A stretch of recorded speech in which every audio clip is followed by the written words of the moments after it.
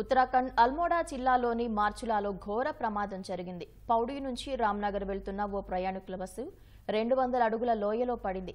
ఈ ఘటనలో 22 మంది అక్కడికక్కడే ప్రాణాలు కోల్పోయారు.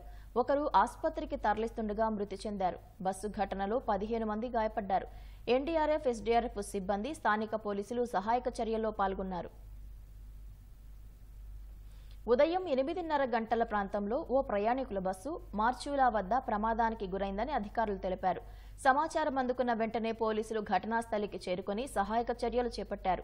ఇప్పటికే పలువురు క్షతగాత్రులను ఆసుపత్రికి తరలించారు. ప్రమాదం జరిగినప్పుడు బస్సులో 45 మందికి పైగా ప్రయాణికులు ఉన్నట్లు అధికారులు తెలిపారు.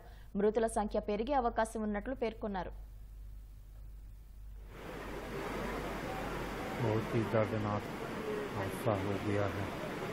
बारातनाथ वाली बस मचुला में